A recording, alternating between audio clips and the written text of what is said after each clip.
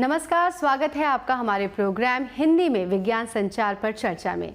मैं हूं आपके साथ स्नेहा गुप्ता और आज हम बात करेंगे हिंदी में विज्ञान नाटक और धारावाहिक पर। विज्ञान को जनमानस तक लोकप्रिय बनाने के लिए कई प्रयास किए जाते रहे हैं। विज्ञान की जटिल जानकारियों को रोचक और आकर्षक तरीके से आज आम जनता तक पहुंचाने में विज्ञान नाटकों और धारावाहिकों की भूमिका काफ़ी अहम है। विज्ञान नाटकों और विज्ञान धारावाहिकों की विज्ञान संचार में भूमिका को समझने के लिए आज हमारे साथ स्टूडियो में मौजूद हैं प्रसिद्ध विज्ञान लेखक श्री देवेंद्र मेवाड़ी जी और प्रसिद्ध विज्ञान संचारक श्री बी.के. त्यागी जी।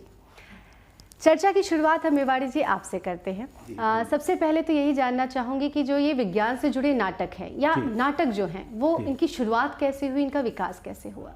इनके विकास की जहाँ तक बात है स्नेहा जी, तो नाटक जो है इसका शुरुआत मानी जाती है आचार्य भरत मुनि से। उनका नाट्य शास्त्र था। नाट्य शास्त्र को पंचम वेद कहा जाता है, पांचवां वेद। इतना महत्व दिया गया था। असल में काव्य जो है, काव्य माने हमारे जो साहित्य जो है उसको काव्य कहा गया शुरू से संस्कृत में। तो काव्य दो तरह का होता है, दृश्य और श्रव्य। जितना भी लिखने का, पढ़ने का, सुनने का है वो श्रव्य में आता है, लेकिन जो सामने दिखाई देता है, जिसको हमारी आंखें देख सकती हैं, वो दृश्य जो है वो काव्य था जी। तो इसमें नट शब्द से नाटक का बना मतलब नाटक का उद्भव हुआ जी। और नट चूंकि एक्टर है, अभिनेता है, तो उससे नाटक जो है शब्द रचा गया। संस्कृत में तमाम नाटक लिखे, मत्स्यकटिकम से लेकर के तमाम नाटकों की बड़ी लंबी परंपरा रही। जी। मूल रूप से पहले संस्कृत में ही थे नाटक, जिनको अनुदित करके हिंदी में पहले खेला जाता था जी। लेकिन हिंदी में फिर कब आया? हिंदी में हमारे एक प्रसिद्ध जो है साहित्यकार हुए हैं भारतेंद्र हरिश्चंद्र। भारतेंद्र हरिश्चंद्र के पिता थे गोपाल चंद्र। गोपाल चंद्र जी ने एक नाटक लिखा था नहुष।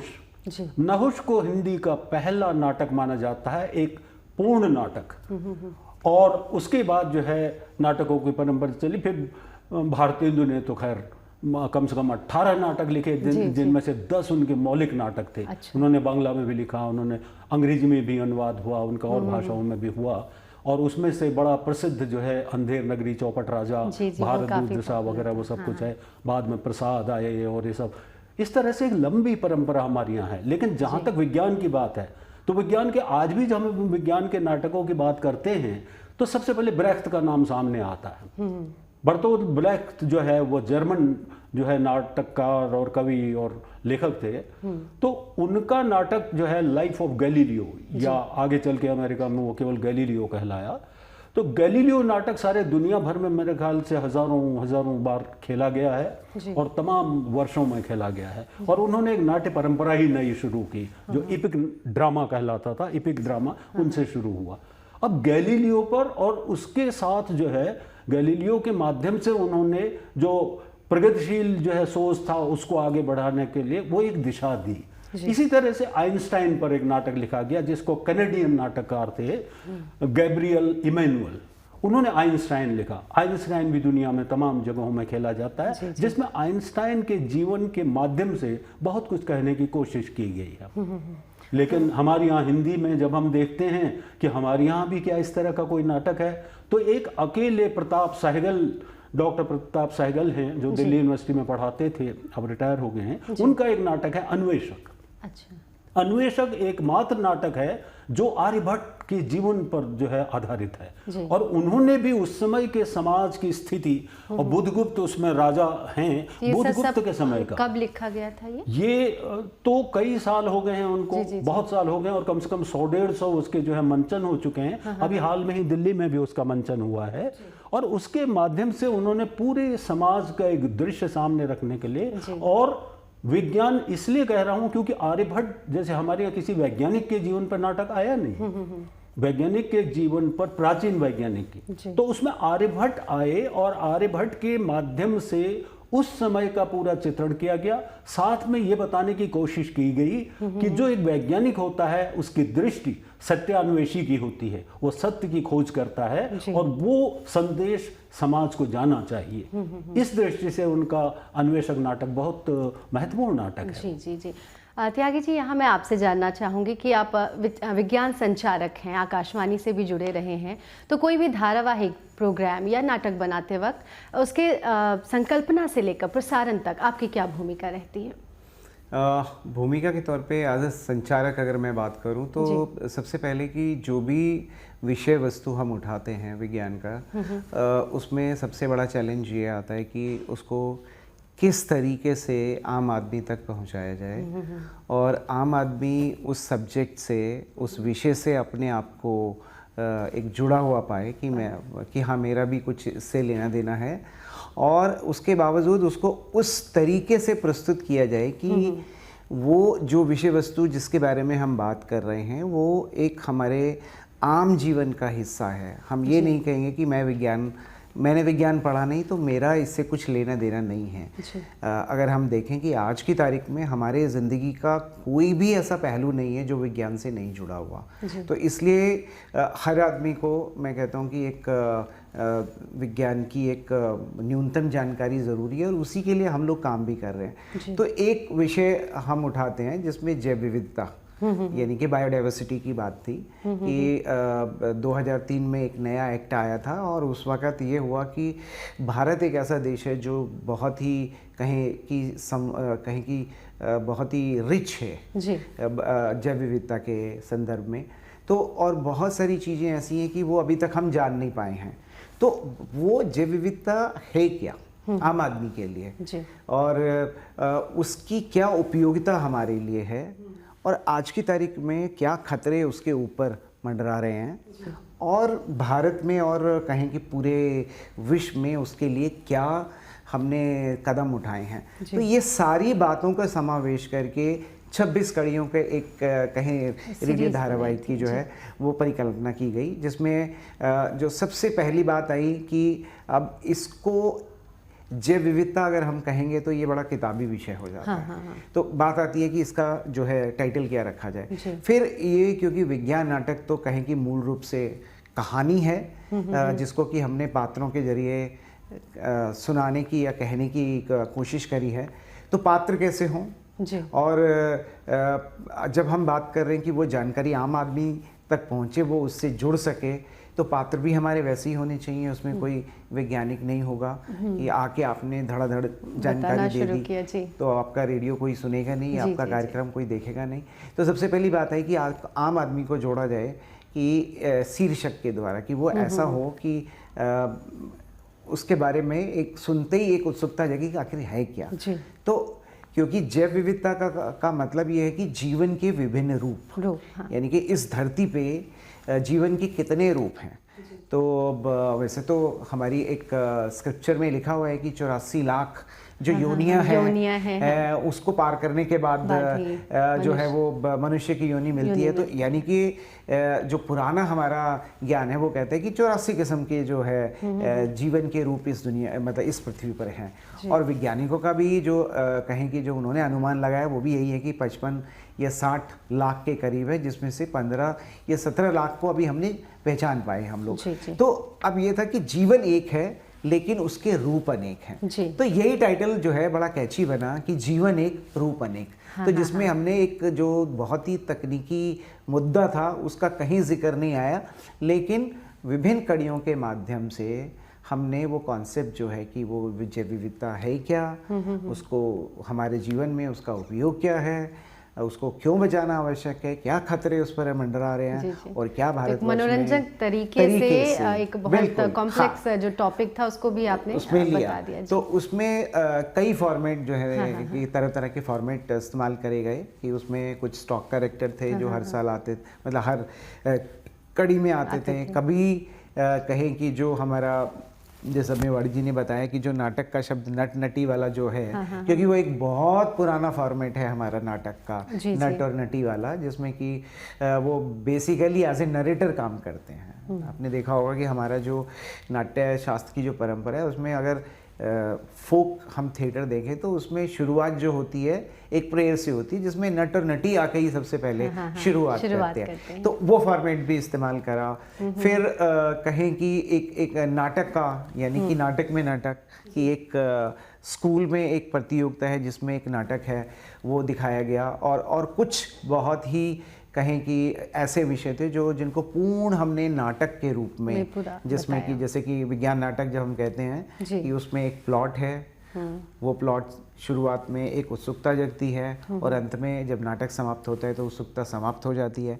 तो ये फॉर्मेट टेक्निकली इस्तेमाल करके इसी में जो पूरी जानकारी थी कैरेक्टर के माध्यम से इमोशनल उतार चढ़ाव लाके वो नाटक पूरी श्रृंखला तैयार हुई। हाँ। जी जी जी। तो हम जो इस माध्यम में कहें कि खासकर रेडियो के लिए जो इस्तेमाल कर रहे हैं वो डॉकू ड्रामा फॉर्मेट इस्तेमाल करते हैं, जिसमें कि हमारे कहें कि कुछ स्टॉक कैरेक्टर जो हम खुद गढ़ते हैं, जो हमारे आर्टिस्ट हैं वो करते हैं, और कुछ हम इसमें जो हमारे एक्चुअल कहें जो सही मायने में जो एक्सपर्ट्स हैं, वैज्ञानिक हैं, उनको भी कहीं ना कहीं बीच में ले आते हैं। तो आपने यहाँ त्यागी जी शीर्षक की बात की, इस पे मुझे एक सवाल लग रहा है कि जैसे जो शीर्षक होते हैं, टाइटल होते हैं या मोन्टाज, मैं ये आप दोनों से ही सवाल करना चाहूँगी। तो मेवाड़ी जी सबसे पहले आप बता दीजिए कि जो टाइटल और शीर्षक है, कहते हैं कि कार्यक्रम की जान होते हैं, इस पे आप क्या कहना चाहेंगे? इसमें बिल्कुल जान होते हैं, और जैसा कि अभी त्यागी जी ने बताया कि जैव विविधता की जान जो है वो वही टाइटल सॉन्ग था, वही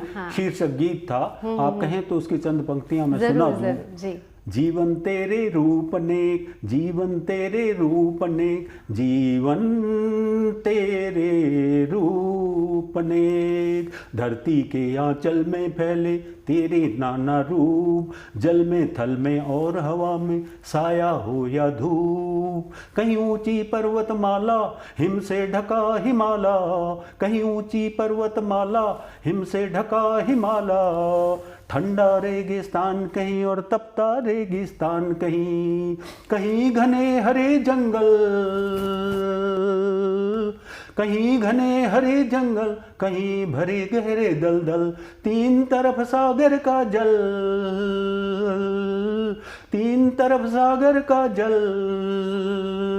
हर तरफ जीवन की हलचल, हर तरफ जीवन की हलचल, जीवन है बस एक, रूप है अनेक, जीवन तेरे रूप नेक, जीवन तेरे रूप नेक, जीवन तेरे रूप नेक। ये शीर्षक गीत मैंने इसी धारावाहिक के लिए लिखा था, जिसको तरह तरह से जी, और सबसे बड़ी बात यह है कि जो शीर्षक गीत है उसी में बहुत सारी बातें पता चल जाती है। देखिए कि मेवाड़ी जी ने कितने सुंदर तरीके से यही कहना चाहती थी, ना सिर्फ ये लिखते हैं बल्कि इतना अच्छा गाते भी है, आज पता चला। जी जी, तो वो ये बहुत अच्छा शीर्षक गीत रहा। तो इस तरह से हर धारावाहिक की, क्योंकि त्यागी जी तो बहुत सीरियलों से जुड़े हुए रहे हैं, इन्होंने धारावाहिक बनवाए हैं, तो हर एक में जो शीर्षक गीत है, जो टाइटल सॉन्ग है, वो इस तरह का कि जो ही वो बजने लगता है तो तुरंत जो है दिमाग में ये आने लगता है, अच्छा ये सीरियल आ रहा है, इस बारे में है। इन्होंने राही ये मतवाले जैसे फिजिक्स के बनाए उसमें से, या इन्होंने वो बनाया कि मतलब जो है खुद बुद बनाया, या और तरह तरह के मतलब धारावाहिक बने जिनमें तरह तरह के नाटक और डिफरेंट फॉर्म्स में जैसे बता रहे हैं। तो उनमें पहली चीज जो आकर्षण के लिए है, जो खींचती है श्रोता को और दर्शक को, वो है शीर्षक गीत। तो उसका बहुत अधिक महत्व है इसमें। यहाँ त्यागी जी आप भी कुछ जोड़ना चाहेंगे? जो इंटरेस्टिंग कहूँ कि एनेक्डोट्स हैं वो ये कि एक ये बात हुई थी 2005 में, जो उसको इंटरनेशनल ईयर ऑफ फिजिक्स के रूप में मनाया गया था, क्योंकि जो अल्बर्ट आइंस्टाइन का जो शोध पत्र था उसको 100 साल पूरे हुए थे। अच्छा। तो हमारे सामने ये चैलेंज था, तो हमने ये कोशिश करी कि भारतवर्ष में जो हमारे जो भौतिकविद हुए हैं, यानी फिजिसिस्ट हुए हैं, उनको लेके एक सीरियल बनाया जाए। तो उस सब में, क्योंकि ये बात आपने अक्सर सुना होगा कि आज़ादी से पहले तो हमारे पास एक नोबेल प्राइज़ आया था, डॉक्टर सीवी रमन ने फिजिक्स में लेके आया, और उसके बाद कुछ नहीं आया। तो डॉक्टर सीवी रमन के साथ जो आसपास जितने भी लोग थे चाहे वो जेसी बोस हो या एसएन शाह हो, वैज्ञानिकों की एक पूरी फौज हमारे पास थी जिन्होंने विज्ञान के मूलभूत जो ज्ञान है उसमें उनका योगदान जो है वो उन्होंने दिया और भारत की जो साइंस है उसको पूरी दुनिया के नक्शे पर लेकर आए। तो और आज की तारीख में हम देखते हैं कि जब आज हमारे पास रिसर्च के लिए इतना पैसा भी है और इतना मैन पावर भी है, इतना इंफ्रास्ट्रक्चर भी है, तो उस तरह की जो कहें कि शोध की बात है या जो विज्ञान है या हम नोबेल प्राइज़ नहीं ले पाए, तो हमारे आने वाली पीढ़ी के लिए हमने एक उन वैज्ञानिकों की जीवनी, ऐसे वो क्या क्षण थे, क्या पल थे जिसके लिए जिसने उनको ऐसा मोटिवेट किया कि वो अपनी दीन दुनिया भूल गए और विज्ञान के लिए उन्होंने अपना इतना बड़ा योगदान दिया। तो इसके लिए अब इस पूरी मंशा को एक टाइटल में रखना बड़ा मुश्किल था, बड़ा मुश्किल था कि क्योंकि वैज्ञानिक उसमें 26 थे, लेकिन हमें कनेक्ट करना, सबका काम भी अलग अलग था, लेकिन कहीं ना कहीं एक कॉमन थ्रेड था कि ऐसा क्या वो मोटिवेशन था इन सब के, क्या सिनर्जी थी उस वक्त कि जिस वजह से ये इतना अच्छा विज्ञान के क्षेत्र में काम हुआ। तो अब जब हम उनकी ज़िंदगी के बारे में बात कर रहे हैं और सबको कनेक्ट कर रहे हैं तो क्या टाइटल रखा जाए, बहुत चिंतन मंथन हुआ कि क्या रखा जाए, बहुत सुझाव आए। फिर एक दिन बैठे बैठे एक गाने का, पुराना गाने का मुझे याद आया, राही ये मतवाले। तो यानी कि ये राही वो थे, ये मतवाले थे कि ये सब कुछ भूल गए और इन्होंने विज्ञान के क्षेत्र में वो कंट्रीब्यूशन किया कि जो हम आज तक नहीं कर पाए उस तरीके का।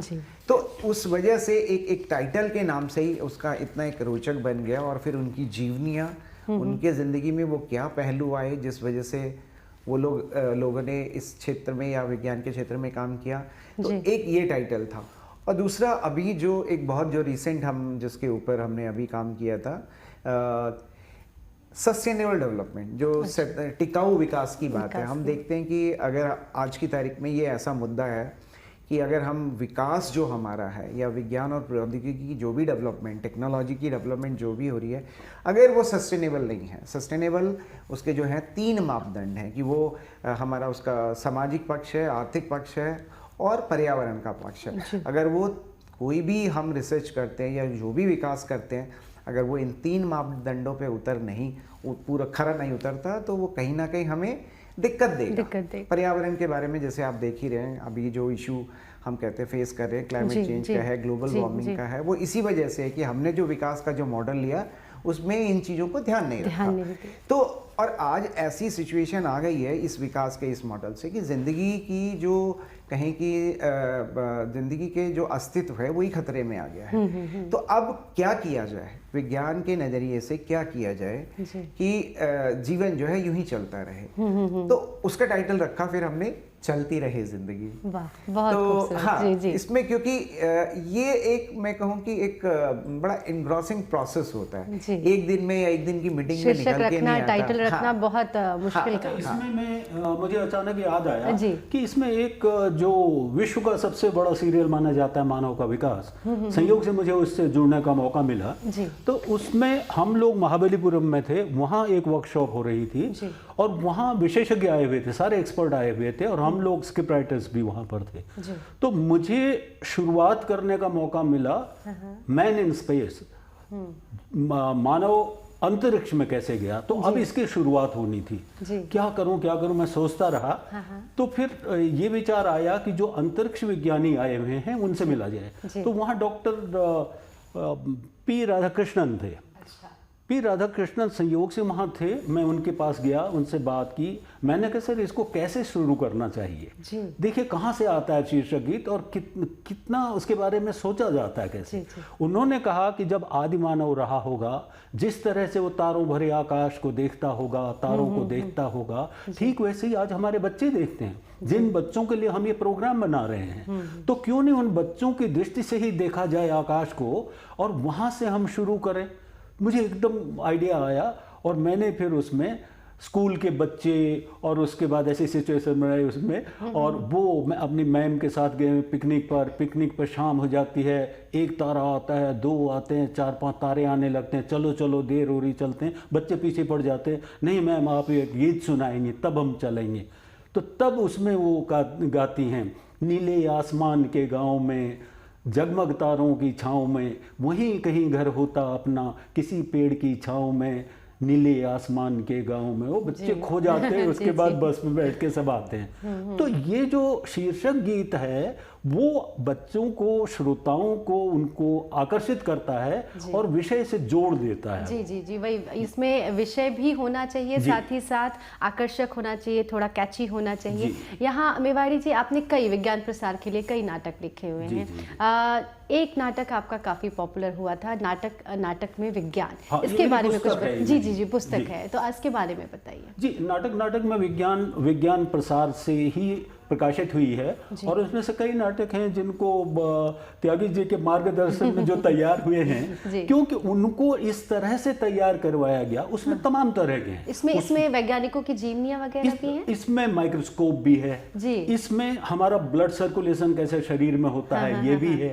इसमें वैज्ञानिक भी हैं, मेघनाथ साहा हैं, इसमें सत्येंद्रनाथ बोस है, इसमें लोक वैज्ञानिक भी हैं, जिसमें श्री भराली हैं, जिन्होंने 150 कम से कम उन्होंने आविष्कार कर लिए हैं। उनमें आसाम के गांव में है, तो मैंने वहीं ब्रह्मपुत्र में जो है वहाँ पर एक नाव में गीत गाते हुए उसकी शुरुआत हो रही है, और वहाँ से इस तरह से पूरा माहौल के।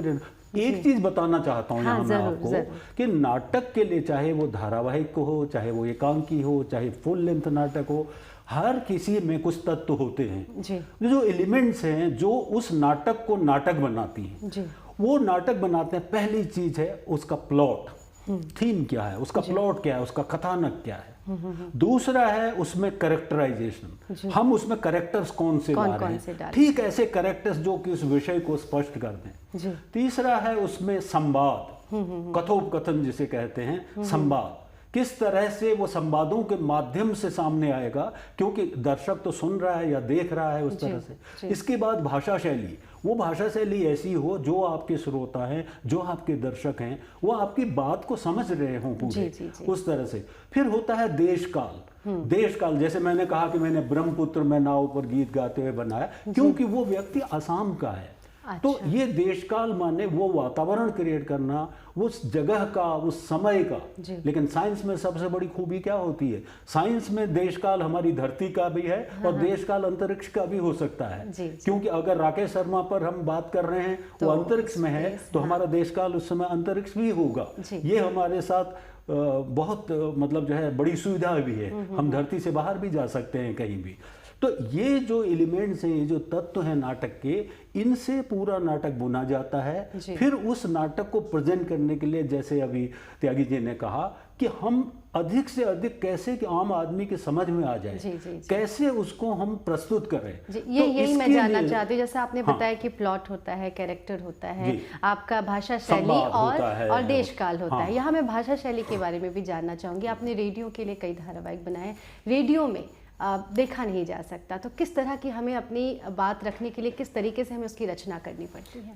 मैं इसमें एक और चैलेंज जो हम लोग फेस करते हैं वो ये कि हमारा जो धारावाहिक है वो लगभग 18 भाषाओं में बनता है। अच्छा, तो वो एक और अलग चैलेंज है कि क्षेत्रीय भाषाओं में भी उसको ट्रांसलेट करना और एक इजी वर्ड्स उसमें करना, क्योंकि जो साहित्यिक भाषा जो हम पढ़ते हैं वो हम ड्रामा लिखते समय इस्तेमाल नहीं करते, क्योंकि वो फिर बहुत ही कनेक्टेड नहीं लगेगा। वो साहित्यिक होने से जो उसका सुनने का मजा है, उसमें जो लोकल स्लैंग है या कहें कि जो लोकल डायलेक्ट है या कहें कि जो हमारा लोकल इथोस है वो नहीं आ पाते। तो जैसे हम हिंदी में नॉर्थ इंडिया के लिए अगर हम लिखते हैं तो एक स्लैंग हम होता है कि भाई ये तो मैं दाल रोटी के लिए कर रहा हूँ। अच्छा, ठीक है। बट अगर यही नाटक उसी थीम पे हमें लिखना है और यही डायलॉग लिखना है जी। तो क्या लिखेंगे? अगर मैं साउथ के लिए लिख रहा हूँ तो ब्रेड बटर नहीं लिख सकते। बिल्कुल। हाँ, तो मुझे इडली डोसा उसमें लाना पड़ेगा। अच्छा। सो मेरा डायलॉग जो है वो चेंज हो जाएगा जी। कि अगर मैं काम नहीं करूंगा तो सुबह का जो मेरा ब्रेकफास्ट है, इडली या डोसा, वो नहीं मिलेगा। मैं दाल रोटी उसमें बात नहीं करूंगा। तो ये local ethos, local dialect, local adaptation इसको कहा जाता है, वो किया जाता है। और भारत इतना विविधता भरा देश है कि एक वो कहावत है ना कि हर 2 कोस चलने पे गांव में भाषा और पानी बदल जाता है। तो डायलेक्ट में इतना वो है। तो आज की तारीख में अगर हम हिंदी की बात करें तो जो हमारी बोलचाल की भाषा है, जिसको हम हिंदुस्तानी कहते हैं, जिसमें हिंदी, संस्कृत, उर्दू का मिक्स है, तो वही शब्द जो है इस्तेमाल किए जाते हैं ताकि जो उसकी जो एक रास्ता है जो वो समाप्त हो। और जो हमारे आज का जो ऑडियंस है, जो जनरेशन है, उसको भी वो समझ सके। नहीं तो क्या होता है कि हमने कुछ ऐसा शब्द या कहीं की ऐसे एग्जाम्पल या एनालॉजी इस्तेमाल कर ली जो कि आज की हमारी जनरेशन शायद उससे उतना रूबरू नहीं है, तो हमारा जो मैसेज है नहीं ठीक तरीके मुझे से। याद आता है कि हमने एक शो में भी त्यागी जी बात की थी कि किसी ने अपमार्जक लिख दिया था, जबकि वो बहुत आसान भाषा में इंग्लिश में समझाया जा सकता था, डिटर्जेंट पाउडर। बिल्कुल। तो जो चीजें समझ में आ जाए और जिस तरीके से आ जाए, कई बार क्या होता है कि एक टेक्निकल वर्ड एक साइंस स्टूडेंट के लिए बहुत आसान है, लेकिन वो शब्द का जो उपयोगिता है वो सबके लिए है।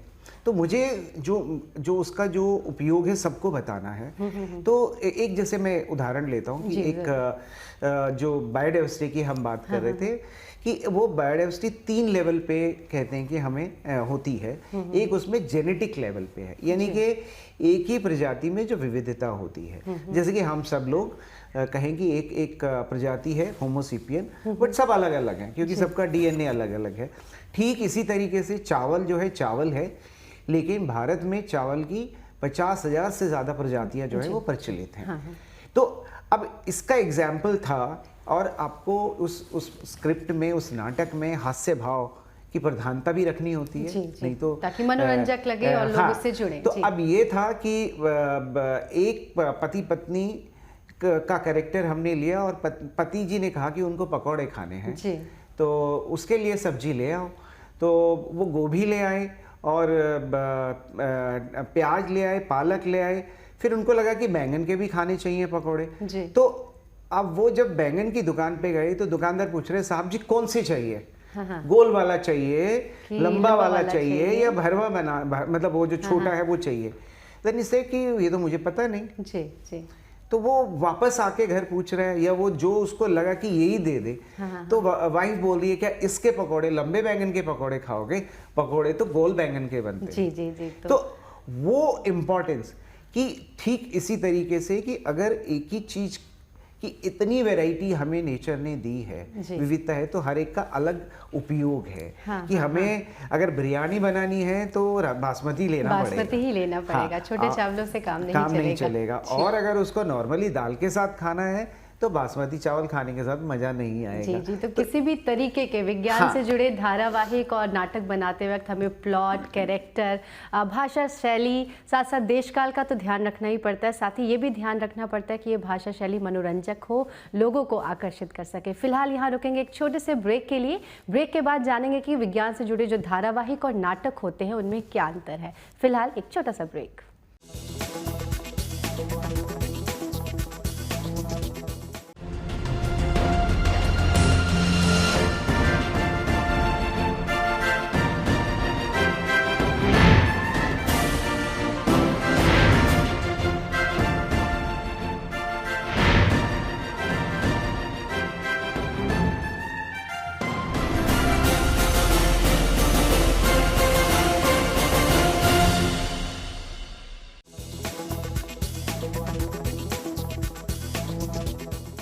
ब्रेक के बाद आपका स्वागत है। आज हम कर रहे हैं हिंदी में विज्ञान संचार पर चर्चा, और आज का हमारा विषय है विज्ञान से जुड़े नाटक और धारावाहिक। मेवाड़ी जी, अब आपसे जानना चाहूँगी कि जो विज्ञान से जुड़े नाटक होते हैं और धारावाहिक होते हैं, इन दोनों में क्या अंतर है? सबसे बड़ा अंतर तो ये है कि धारावाहिक में कोई एक विषय लिया जाता है। अच्छा। जैसे अभी त्यागी जी ने बताया जैव विविधता लिया, माने बायोडाइवर्सिटी। बायोडाइवर्सिटी के हर पहलू को, हर एस्पेक्ट को समझाने के लिए उसके एक एक नाटक के भीतर, जैसे 26 एपिसोड का बना है तो 26 भाग उसके हो गए। उन 26 भागों के माध्यम से एक पूरे विषय को समझाया गया। जबकि एक नाटक, एक फुल लेंथ नाटक या एक एकांकी नाटक, एकांकी केवल एक अंक होता है। हाँ। और फुल लेंथ में जो है वो लंबा नाटक होता है और दृश्य बदलते रहते हैं उसमें से, ठीक है। तो इसमें क्या है कि विज्ञान के धारावाहिक विज्ञान के विषयों पर तैयार किए जाते हैं। धारावाहिक इसलिए होते हैं क्योंकि उनमें विषय को पूरे विस्तार से समझाने के लिए, उसके हर पहलू को स्पष्ट करने के लिए उसके एपिसोड बनाए जाते हैं सारे। चाहे अब दो तरह के हुए, उसमें एक दृश्य जो कि टेलीविज़न पर आ रहे हैं, एक श्रव्य जो कि रेडियो पर आ रहे हैं। और रेडियो पर भी जो आ रहे हैं तो आंखें बंद करके आप उसको देख सकती हैं जी। क्योंकि वो स्क्रिप्ट राइटर सबसे सफल है जो ऐसी चित्रात्मक भाषा लिखता है जी। कि आप उसको सुनते हुए देख भी रहे हैं। वो मंच आपके मस्तिष्क में है, आपके दिमाग में चल रहा है, पूरा नाटक चल रहा है इस तरह से। पहले तक जैसे पहले तक हवा महल आता था तो हम लोग उसको देख रहे होते थे, जबकि वो रेडियो में से चला आ रहा है। तो जब नाटक मंचन के लिए होता है, जैसे आपने मेरी पुस्तक का नाम लिया नाटक में विज्ञान, तो उसमें श्रव्य नाटक है, उसमें मेरी विज्ञान कथाएं भी हैं जिन कथाओं का नाट्य रूपांतर किया है। वो मैंने इसलिए किया है ताकि वो नमूने के रूप में काम आए। अतीत में एक दिन है, उसमें टाइम मशीन है और अतीत में जाते हैं और अतीत से लौटते हैं ऐसे। उसी में सभ्यता की खोज है जो कि किन्हीं और के ग्रहों में जा कर के वहाँ बुद्धिमान जीवों की तलाश में जाते हैं, उस पर कहानी है जैसे। तो उनको किस तरह प्रोड्यूस किया गया, वो जैसे सभ्यता की खोज है तो वो आकाशवाणी लखनऊ से प्रोड्यूस किया गया था और उस साल की प्रविष्टि भी था वो। तो उसमें उसी तरह का रोबोट्स हैं, उसमें मनुष्य हैं, उसमें तमाम लोग हैं, इस तरह से उसमें सारे ध्वनि प्रभाव, उसमें प्रकाश की जगह पर, मतलब रेडियो में तो प्रकाश होगा ही नहीं, तो मौन का जो है उसमें से साइलेंस का उपयोग जैसे जहाँ कर रहे हैं, इस तरह से उनको प्रोड्यूस किया जाता है। जो सामने हमारे नाटक दिखाए जा रहे हैं जिनका मंचन हो रहा है, हमारे देश में ऐसे विज्ञान नाटकों की अभी बहुत कमी है। वो लिखे जा रहे हैं, नई पीढ़ी में भी कई लोग आ रहे हैं जो लिख रहे हैं। सबसे बड़ी जरूरत हमारे देश में विज्ञान के रंगमंच पर खेले जाने लायक नाटकों को लिखने की है जी। आकाशवाणी से जो कुछ नाटक आए धारावाहिक, बहुत बड़ा योगदान है विज्ञान प्रसार का, राष्ट्रीय विज्ञान एवं प्रौद्योगिकी संचार परिषद का, कुछ और संस्थाएं भी बना जो आपने नाटक बता रहे हैं उसमें त्यागी जी आपका धरती मेरी धरती काफी सराहा गया, उसके बारे में कुछ बताइएगा। ये नाटक असल में मतलब धारावाहिक से ही जुड़ा हुआ था। ये 52 कड़ियों का पूरे साल भर चला था और 17 भाषाओं में इस धारावाहिक को बनाया गया था। और जिसकी जो मूल कल्पना थी वो यही था कि जो हमारी धरती है, यानी कि पूरे ब्रह्मांड में अभी तक जो हमारी जानकारी है, पृथ्वी ऐसा ग्रह जहाँ पर जीवन है। और ये परिणाम मतलब कहें कि मानव की जो कारगुजारियाँ हैं उससे हम आज की तारीख में, यानी कि धरती जितना हमें उसकी जो सहने की क्षमता है उससे हम ज़्यादा उसको एक्सप्लॉइट कर रहे हैं। यहाँ पे मैं वो गांधी जी का एक कहें कि वो कम से कम 1950 से पहले कहीं उन्होंने उसका जिक्र किया था कि धरती को सबको देने की तो क्षमता है, लेकिन किसी के लालच को पूरा करने की नहीं है। बड़ा खूबसूरत बात उन्होंने कही। और मैं मतलब इस बात से हैरान हूँ कि उन्होंने 50 साल पहले ही इस बात को पहचान लिया था। और आज की तारीख में उसके जो परिणाम हैं हम देख रहे हैं कि सामने आने लगे हैं कि नदियाँ हमारी समुद्र में जाने से पहले सूख गई हैं, हमारे जो ग्लेशियर्स हैं वो पिघल गए, नदियों का जो कहें कि साल भर बहने वाली थी वो अब कहें कि कुछ समय बाद सूख जाती हैं। और रेगिस्तान बढ़ रहे हैं, जो कहें कि हम देखते हैं कि जो हमारे एक्सट्रीम वेदर फिनोमेना है, ज़्यादा तूफान आने लगे, आंधी आने लगे, सीज़न हमारे जो बदल रहे हैं वो हो गया। तो उसके लिए बात ये उठी कि अब इस धरती को बचाने की बात हो रही है, सेव द प्लैनेट करके। तो क्या धरती में जो हमारा जो सिस्टम है, धरती बनी कैसे, ये अस्तित्व में आई कैसे, और कब इस पर ऑक्सीजन आधारित जो जीवन है वो उत्पन्न हुआ और कब तक चला। क्योंकि ये बड़ी रोचक बात थी कि जब तक ऑक्सीजन आधारित जीवन उत्पन्न हुआ और जब तक इंडस्ट्रियल रिवोल्यूशन आया जी। हवा का कंपोजिशन सेम था। उसके बाद बदलने लगा, कार्बन डाइऑक्साइड की मात्रा उसमें बढ़ गई और उसी के बाद ये सारे दुष्परिणाम जो है सामने आने लगे।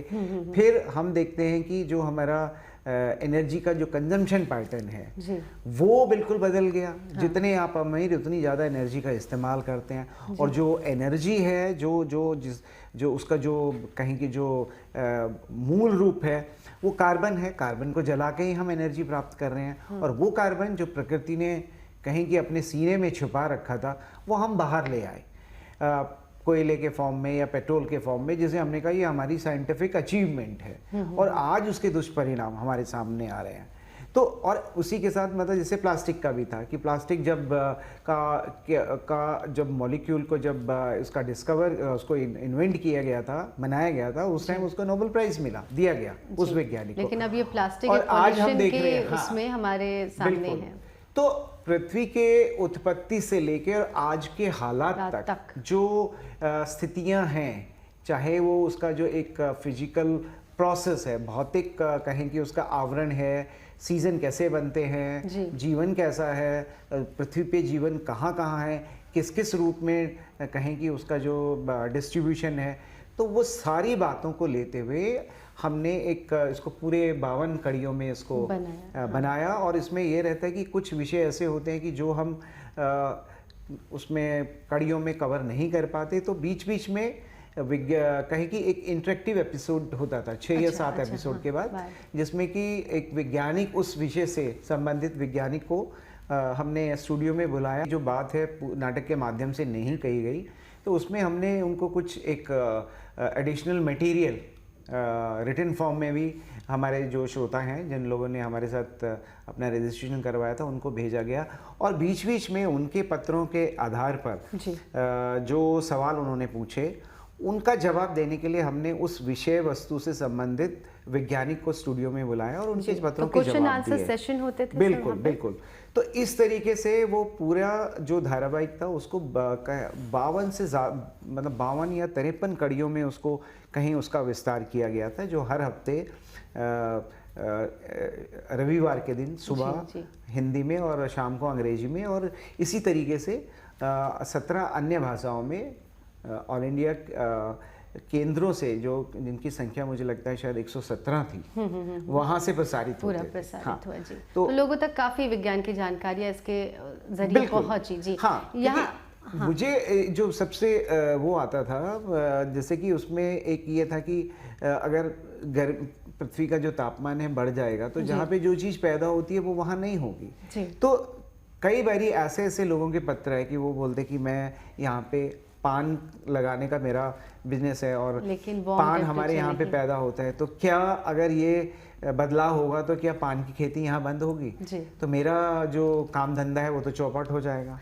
तो ऐसे सवाल, यानी कि उससे हमारा जो दर्शक वर्ग है वो दर्शक वर्ग भी, जिसको हम कहते हैं कि जो क्लास या कहें कि जो स्कूल सिस्टम से कभी कनेक्ट नहीं रहा, लेकिन जो जानकारी थी या जो कहें कि जो साइंटिफिक इंफॉर्मेशन थी उससे उसने अपने आप को जोड़ा और उससे संबंधित सवाल भी पूछे पत्रों के माध्यम से। तो ये कहें कि इन धारावाहिक की कहें कि एक कहें की शक्ति थी कि जैसे कि हम टीवी के जरिए या कहीं फिल्मों के जरिए भी बात कह सकते हैं, लेकिन रेडियो का आज की तारीख में भी हमारा जो, अगर हम सरकारी आंकड़े भी देखें तो जो पूरा जो पॉपुलेशन वाइज है वो 99% से ज़्यादा जो पॉपुलेशन है हमारी वो रेडियो नेटवर्क से जुड़ी हुई है। अच्छा। तो उसकी रीच हमारी जो है वो काफ़ी है। और ज्योग्राफिकली देखें तो मुझे लगता है कि 92% यानी 50% से ज़्यादा जो हमारे इंडिया का जो कहें कि जो भौगोलिक स्थिति है वो नेटवर्क के अंदर है। जी। तो इससे बड़ा हमारे पास नेटवर्क नहीं है, क्योंकि संचार रेडियो तो माध्यम का गांव-गांव है तक नहीं। हर जगह अवेलेबल है और बिल्कुल। टीवी थोड़ा पहुंचना उसमें बिल्कुल। मुश्किल हो जाता और वो विज्ञान उनकी भाषा में है। जी।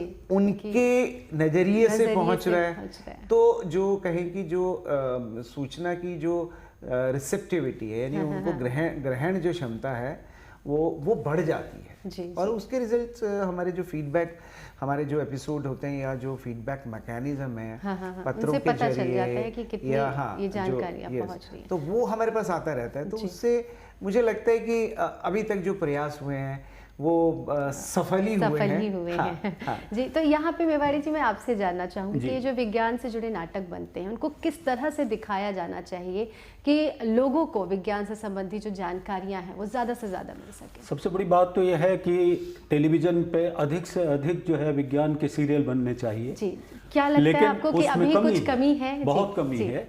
जितना काम रेडियो पर हुआ है, जो त्यागी जी अभी बता रहे थे, इतना ये नंबर ऑफ सीरियल्स जो है इतने ज़्यादा आए हैं, लेकिन अगर विज्ञान के हम खोजें तो दूरदर्शन पे बहुत ही कम आए हैं। जबकि उसमें जो है श्रव्य और दृश्य दोनों ही हैं। वो ज़्यादा कहीं और गहरे मतलब पैठ बना सकते हैं श्रोताओं के, दर्शकों के मन में। तो उन नाटकों की कमी है और इस बात की कोशिश की जानी चाहिए कि दूरदर्शन पर और बाकी चैनलों पर विज्ञान के नाटक अधिक से अधिक आए। बच्चों को उससे, जैसे आकाश के बारे में आए हैं, कुछ एक बने हैं, लेकिन वो उतने रोचक नहीं है जितने कि डिस्कवरी खोल लिया या नेशनल ज्योग्राफी खोल लिया या हिस्ट्री चैनल खोल लिया।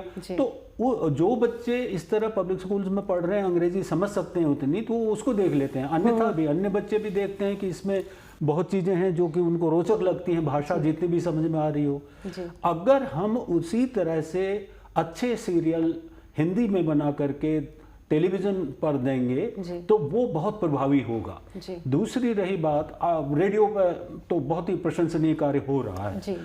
दूसरी बात रही कि दृश्य नाटक जो कि रंगमंच पर आने चाहिए, उसमें बहुत ही कमी है, बहुत ज़्यादा कमी है। मैंने बताया कि मैं अगर उस पर नाम लेता हूँ, एक अन्वेषक का नाम लेता हूँ, तो हर साल जो है हमारा जो म्यूज़ियम है, साइंस म्यूज़ियम है जैसे, उनकी चेन जो है, उनकी श्रृंखला, वो लोग जैसे आयोजन करते हैं विज्ञान नाटकों का, बड़े अच्छे अच्छे नाटक बच्चे तैयार करके लाते हैं। सालाना प्रतियोगिता होती है, उसको भी हम प्रसारित कर सकते हैं। हाँ, तो उसको अखिल भारतीय स्तर पर भी वो नाटकों की प्रतियोगिता होती है। तो क्यों नहीं उसमें से कुछ चुने हुए नाटकों को दूरदर्शन को लेना चाहिए। और यहाँ पे त्यागी जी मुझे याद आता है बहुत पहले कुछ turning points, tell me why, ऐसे कुछ चंक्स आते थे दूरदर्शन पर भी। लेकिन विदेशों में तो एक नया चैनल ही है, कई चैनल्स हैं सिर्फ साइंस को डेडिकेटेड। हमारे यहाँ देश में इतनी कमी क्यों है? चैनल्स छोड़िए, प्रोग्राम्स की इतनी कमी। मुझे लगता है कि विज्ञान प्रसार इस दिशा में कुछ कार्य कर रहा है। जो एक डेडिकेटेड साइंस चैनल की बात हो रही है, जिसमें कि 24 आवर्स हफ्ते के 7 दिन 24 घंटे विज्ञान से संबंधित कार्यक्रम देखने को मिलेंगे और वो शीघ्र ही जो है उपलब्ध होगा। लेकिन ऐसा नहीं है। एक तो ये था कि विज्ञान को नाटक के जरिए ये विधा जो है ना थोड़ा मुश्किल है, क्योंकि हमारे पास विज्ञान लेखक तो बहुत हैं, बट विज्ञान नाटक लेखक बहुत कम हैं। मेवाड़ी जैसी जो प्रतिभाएं हैं, बहुमुखी प्रतिभाएं हैं, जो हर क्षेत्र में उसी कहें कि दक्षता के साथ अपना जो कहें कि काम करते हैं, तो ऐसे लोग बहुत कम हैं। ये तो बड़ी रेयर स्पीशीज़ हो गए हैं। लेकिन एक बड़ी कहूँ कि मुझे जो अभी जो लगता है, एक जो परंपरा शुरू हुई है हमारे स्कूलों में, क्योंकि जहाँ पे मुझे बहुत सारे स्कूलों में और विभिन्न प्रतियोगिताओं में जाने का मौका मिलता है, तो हर जो भी किसी सालाना जो कार्यक्रम किसी भी स्कूल कॉलेजेस के होते हैं, उसमें वो हमेशा एक विज्ञान नाटक प्रतियोगिता का आजकल एक जो है चलन शुरू हो गया है। और जो विज्ञान प्रसार ने जो मेवाड़ी जी की जो किताब थी नाटक में विज्ञान, उसका एक यही कहे कि मुख्य उद्देश्य था कि बहुत सारे बच्चे, बहुत सारे स्कूल के टीचर हमसे आके पूछते थे कि हम स्कूल में करना चाहते हैं विज्ञान नाटक, लेकिन हमारे पास है नहीं, हमारे पास स्क्रिप्ट नहीं है। स्क्रिप्ट नहीं तो क्या आपके जो रेडियो में जो प्रसारित हुए थे नाटक, क्या उसका स्क्रिप्ट आप हमें दे सकते हो? उसको हम अडेप्ट कर लेंगे। अरे वाह, हाँ, तो उसमें एक जो लेटेस्ट जो हुआ था, जो मुझे मतलब वो बाई चांस मैं नहीं लिखा था, वो इन्वेसिव स्पीशीज़ के बारे में था। अच्छा। कि ऐसी प्रजातियां जो स्थानीय इको परितंत्र में घुस जाती हैं और बाकी सब जीव जंतुओं को समाप्त कर देती हैं। जी। तो उसमें उसको एक सोशल कॉन्टेस्ट में लेके एक ड्रामा की शुरुआत हुई कि एक तालाब है और तालाब में मछलियां मर गई हैं। जी। तो दो कम्युनिटी के बीच में बड़ा टसल हो गया। नाटक का प्लॉट हमने अच्छा, ये जी, लिया जी, जी। कि वो बोल रहे कि इन्होंने हमारे मतलब हमारे मछलियों को जहर दे के मारा और वो दूसरे जो लोग हैं वो कह रहे नहीं हमने ऐसा नहीं किया। तो एक सोशल टेंशन है। जी जी। तो पूरा इन्वेस्टिगेशन जब हुआ कि एक स्टूडेंट हैं जो मतलब वहाँ पे ग्रुप में गए हैं जी। उस तालाब को देखने और उन्होंने पाया कि ये पूरा जो तालाब है वो जलकुंभी से ढक गया है। अच्छा। तो जलकुंभी एक इन्वेसिव स्पीशीज है, यानी कि उसका कोई कहीं की प्राकृतिक परभक्षी नहीं है। अच्छा। तो वो बेरोक टोक फैलेगा। जी जी। तो इसीलिए आपने देखा होगा कि आप एक पौधा उसका फेंक दो, कुछ ही दिन में वो पूरे तालाब को कवर कर देती है। जी जी। तो पानी में जो घुली हुई ऑक्सीजन है उसको चाहिए। जी। तो रिजल्ट क्या होता है कि पानी में जो ऑक्सीजन है वो कम हो जाती है। अच्छा। और मछली तो घुली हुई ऑक्सीजन पे जीवित होती बिल्कुल, है, बिल्कुल। तो मछली मर जाएगी। जी जी। तो रीजन ये था, हाँ हाँ। ना कि ये कि किसी ने जहर डाल के मछली को मारा। तो इस तरीके से एक बहुत ही मतलब एक सोशल ड्रामा हाँ हाँ। साइंटिफिक कॉन्सेप्ट पे, जिसमें कि मेथड ऑफ साइंस को यूज करते हुए इस नतीजे पर पहुंचे कि जहर नहीं दिया, मछली इस कारण से मरी। और ये प्रजाति है जिसने ये मतलब ये था ना कि कातिल कौन, उसका नाम भी ऐसा रखा था। हाँ, तो कातिल आदमी नहीं था, कातिल वो प्लांट था। अच्छा, यहाँ मैं ये कहना चाहता हूँ कि जैसे त्यागी जी की बात में जोड़ते हुए कि जो नाटक में विज्ञान पुस्तक विज्ञान प्रसारण ने प्रकाशित की है, तो उसका योगदान यही है कि वो कंटेंट प्रोवाइड करता है। हाँ, जो आप कह रहे थे वो कंटेंट देता है। मेरे पास कई स्कूलों से शिक्षकों के, क्योंकि मैं विभिन्न प्रदेशों में जाता रहता हूँ, तो कई स्कूलों से जो है शिक्षकों के बच्चों के फोन आते हैं, मैसेज करते हैं वो कि हम नाटक करना चाहते हैं, किताब उन लोगों ने ली है। तो इसमें से उसको वो बदल सकते हैं। उनको अगर आइंस्टाइन के बारे में रिलेटिविटी समझनी है तो आइंस्टाइन के वो वाला उठाएंगे नाटक और उसको लेकर के अपने हिसाब से रंगमंच की तरह ढाल लेंगे उसको, श्रव्य नाटक को वो रंगमंच के लायक बना लेंगे उसमें से। तो वो मेवाड़ी जी, मैंने खुद देखा है कि वो कभी कभी तो ऐसे लगता है कि ये नाटक हमारी किताब से लिए गए हैं। जिस तरीके से उसका मंचन वो किया जाता है, तो बिल्कुल ही एक अलग प्रभाव छोड़ता है और बिल्कुल एक अलग तरीके से आता है। तो ये जो कमी थी ना कि जो हम क्योंकि ये तो जरूर है कि डाकू या कहीं ड्रामा विज्ञान का नाटक लिखना थोड़ा कठिन विधा तो है। क्योंकि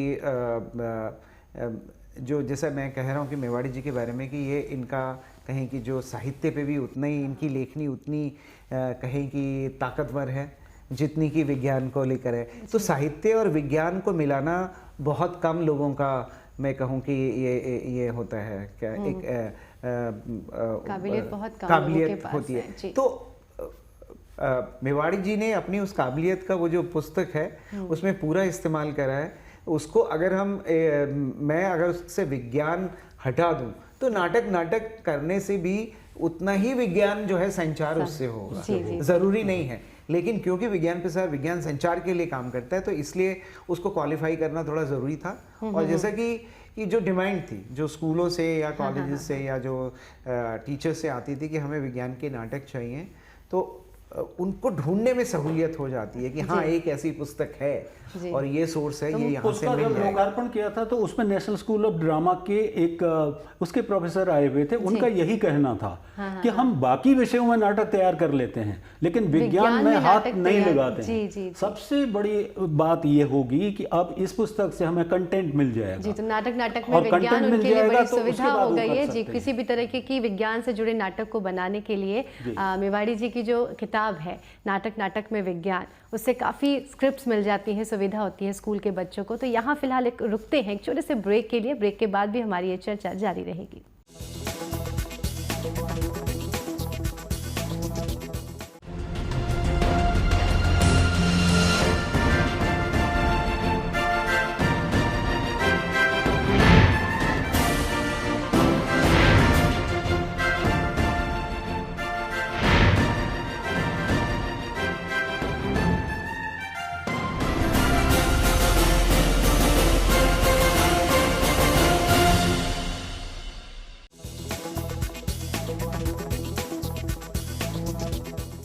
ब्रेक के बाद आपका स्वागत है। आज हम कर रहे हैं हिंदी में विज्ञान संचार पर चर्चा और आज का हमारा विषय है विज्ञान से जुड़ी नाटक और धारावाहिक। यहाँ त्यागी जी, आपसे जानना चाहूँगी कि जो बहुत सारे टेलीविजन्स पे भी प्रोग्राम्स आ रहे हैं, रेडियो पे भी आप काम कर रहे हैं, तो इन दोनों का सबसे ज़्यादा प्रभाव किस पे पड़ता है जनता पे? इन दोनों में से किसका प्रभाव ज़्यादा पड़ता है? मुझे लगता है देखिए, दोनों माध्यम की जो कहें कि अपनी कुछ सीमाएं हैं और कुछ कहें कि खास बातें हैं, तो दोनों को अगर सप्लीमेंट कर दिया जाए तो प्रभाव जो है वो बहुत कहें कि कई गुना बढ़ जाएगा। बट मुझे अगर हम जो हमारे रेडियो की और जो टेलीविज़न की जो कहें कि जो पहुंच है, अगर उसके हिसाब से देखें तो रेडियो आज भी प्रभावी है। और रेडियो का दोबारा से पुनर्जन्म मैं कहता हूँ हुआ है एफएम के माध्यम से। तो हमें जो क्योंकि जो रेडियो सुनने का जो तरीका है ना, वो आज की तारीख में बदल गया है। अच्छा। अगर आप देखें तो इवन जो रेडियो के जो मॉडल आ रहे हैं वो भी अलग किस्म के आ रहे हैं। मैंने भोपाल से अभी एक रेडियो ख़रीदा था, तो उसमें मैंने देखा है कि वो डिज़ाइन किया गया है किसान के लिए, रात में जो खेत में भी काम कर रहे हैं उसमें टॉर्च भी है। हाँ। तो इस तरीके से रेडियो को एक नए तरीके से मैं कहूँ कि रीइन्वेंट किया जा रहा है। और एफएम के जरिए आप देखें कि आप जब भी ड्राइव करते हैं तो आप रेडियो सुन रहे हैं। तो क्योंकि जो भी आप टेलीविज़न हमेशा नहीं देख सकते या उसको कहें कि नहीं करना चाहते, लेकिन हमेशा हर काम करते हुए आप सुन जरूर सकते हैं। जी।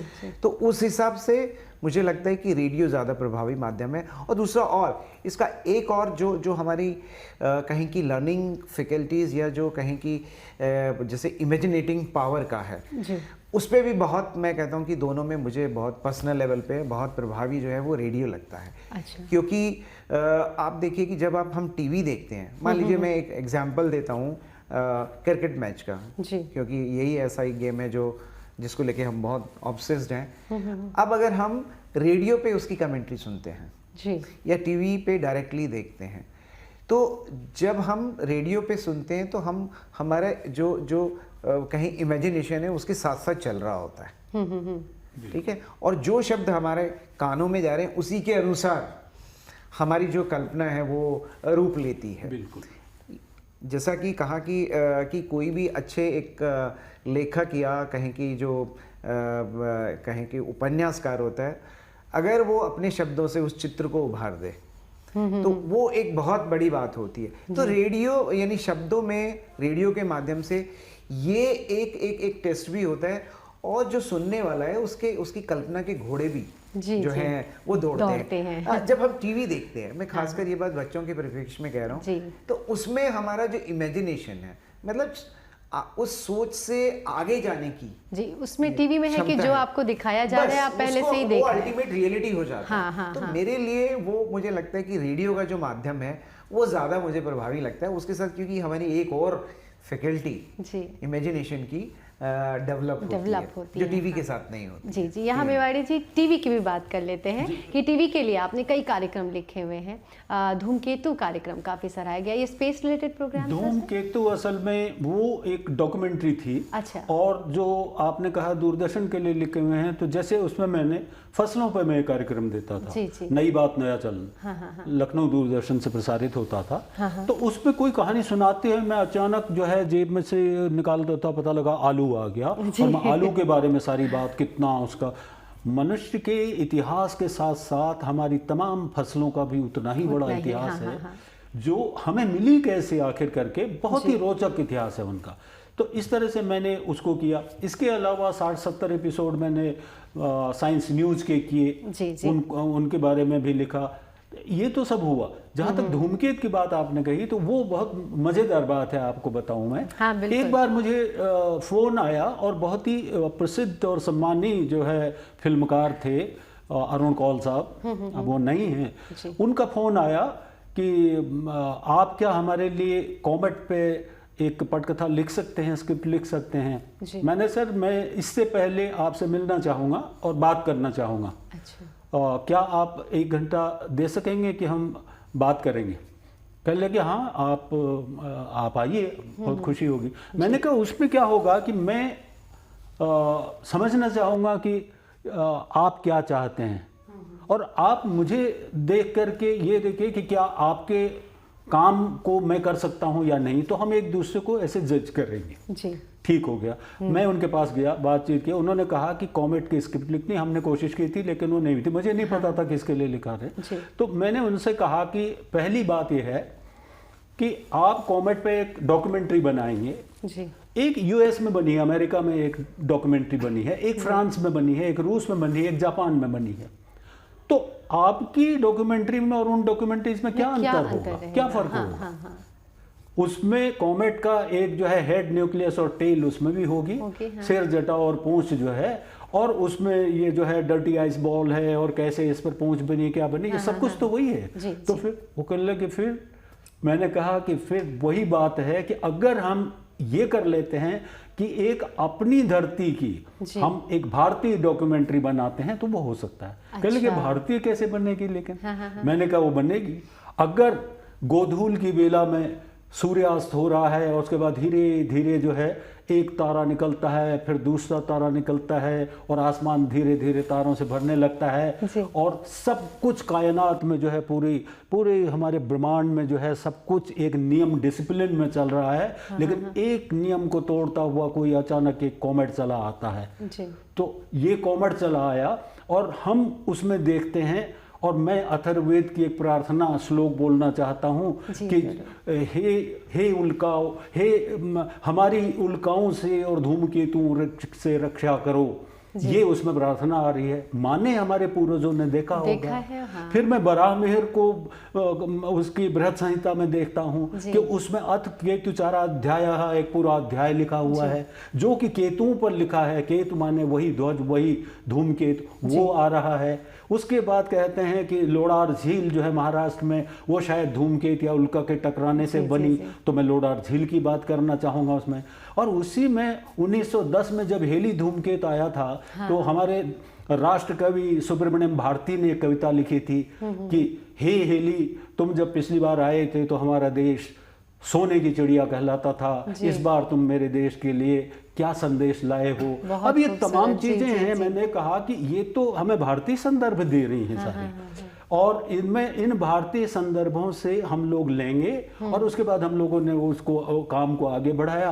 प्रोफेसर यशपाल भी आ गए, उन्होंने अपने तरीके से पूरी बातें समझाई। उस समय यशपाल, ये अविनाश कौर सरीन थी, बहुत अच्छी न्यूज़ रीडर थी, तो उन्होंने जो है उसकी कमेंट्री की पूरी, और वो सारा मिल मिला करके एक बहुत खूबसूरत डॉक्यूमेंट्री बन गई, जिससे कि अब उस फिल्म को देख करके कोई भी कह सकता था कि एक भारतीय डॉक्यूमेंट्री है कॉमेट पर, धूमकेतु। इसमें एक चीज बहुत और इम्पोर्टेंट थी, क्योंकि ये पूरा program national council for science and technology communication ने बनाया था, जिसके तहत ये डॉक्यूमेंट्री बनी थी। कॉमेट का जो कॉन्टेक्स्ट है इंडिया सोसाइटी में वो बिल्कुल अलग है, क्योंकि इसको एक बड़ा अपशगुन के तौर पे देखा जाता है। अब बाकी जगह में तो साइंस है, कॉमेट जो है वो साइंस है, जैसे कि फ्रांस का बोला या दूसरी कंट्रीज का बोला, वो उन्होंने वही पढ़ा, उसका हार्डकोर साइंस। पर हमारे देश में इसका एक सोशल इम्प्लीकेशंस भी है कि बीमारियां आ जाती हैं। अब बीमारियां आएंगी, सरकारें गिर जाएंगी, जैसे ग्रहण को लेके होता है। तो सेलेस्टियल इवेंट्स को लेके हमारे देश में बहुत सारी भ्रांतियां हैं। तो उस भ्रम को भी दूर किया गया, वो भी चीजें डाली कि ये मतलब कि वो जो टेल है वो कैसे बनती है, ये कोई मतलब अपशगुन की बात नहीं है, एक प्राकृतिक वो है। हाँ, कि ये, और उसका यही है कि ये ऐसा, ये वो मटेरियल है जब अर्थ बनी है, यानी यूनिवर्स, ये सोलर सिस्टम बना है, वो एक बाहर रह गया, उससे घूमते हुए कोई भी पिंड जब आता है तो वो उसकी पूछ किस तरीके से बनती है, हाँ, तो इसमें डरने की कोई बात नहीं। अच्छा, सबसे रोचक बात यह है कि वो 1997 की बात थी और उन दिनों हेल-बॉप धूमकेतु आकाश में आया हुआ था। हम अपनी कोरी आंख से देख सकते थे और हम लोगों ने देखा भी। मैंने उनको बताया कि सर इसको शूट कर सकते हैं, तो उनकी टीम ले जाके पूरा शूट भी कर लाई। और हेल-बॉप पर जब हमने लिखा कि धूमकेतु का, जैसे अभी त्यागी जी ने बताया कि इतना हमारे प्राचीन काल से ही उसके बारे में एक सोशल, मतलब जो है एक सोच इस तरह का भी था करके, तो अब ये हुआ कि ये 4000 साल बाद लौटेगा, 4000 साल बाद लौटेगा। तो मैंने कहा इसके माने इसने तो फिर मोहनजोदड़ो हड़प्पा वालों ने देखा होगा इसे उस समय का। तो अब वो कल्पना उसमें चेंज हुई और मोहनजोदड़ो हड़प्पा की भी एक ये आई कि उस समय लोगों ने देखा होगा, लेकिन अब जब इस दुनिया में हम नहीं होंगे, 4000 साल बाद न जाने हमारी कौन सी पीढ़ियां होंगी, तो वो लोग इसको देख रहे होंगे। तो इतना खूबसूरत उन्होंने उसको मतलब पिक्चराइज किया कि मतलब उसको देख के कि हम जैसे भविष्य में पहुंच गए हैं। तो ये जो चीज है, ये विज्ञान को अपने आप ही एक श्रोता दर्शकों के लिए आकर्षक बना देता है। उस विज्ञान में उसको समझने की जटिलता दुरूहता नहीं रहती, वो सीधा उसको समझ में आ जाता है। यहाँ पे त्यागी जी जो आकर्षक की बात हुई कि किसी भी प्रोग्राम को, धारावाहिक को, नाटक को हम आकर्षक बना सकते हैं। आजकल लंबे लंबे प्रोग्राम्स का चलन थोड़ा कम होता जा रहा है। कट टू कट जो 5 मिनट्स के फिलर्स भी होते हैं कि झटपट हम एक सवाल का जवाब दे ले या विज्ञान से जुड़ी एक बात बता दे। तो आपको क्या लगता है ये प्रभावी है?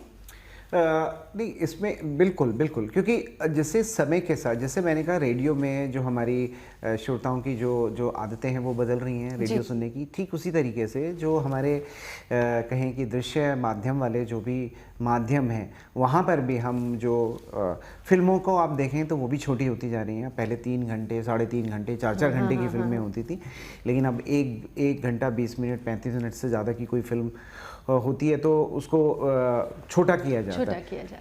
अब बात आ रही है कि जब आप उसको एक इंफॉर्मेशन के तौर पे लेते हैं, जानकारी के तौर पे लेते हैं, तो वो एक स्नैपशॉट या एक फीलर या टीज़र के रूप में उसको बनाया जा सकता है।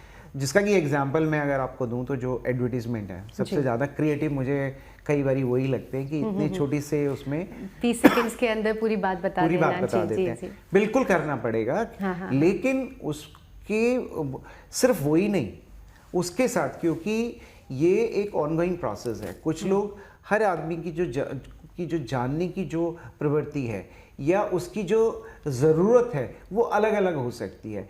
एक को सिर्फ एक फैक्चुअल इंफॉर्मेशन चाहिए जो कि हम गूगल से भी देख सकते हैं या यूट्यूब पे हम देखें, सोशल मीडिया नेटवर्क पे तो बहुत सारे लोगों ने अच्छी अच्छी फिल्में बनाई हैं और वो उस पर डाली हुई हैं, वो हमें मिल सकती हैं। बात जैसे अभी मेवाड़ी जी कह रहे थे कि इंडियन कॉन्टेक्स्ट की है, तो हमें अपने इंडियन कॉन्टेक्स्ट में भी वो छोटी छोटी फिल्में 5, 7, 8, 10 मिनट की ये बिल्कुल बनानी पड़ेंगी।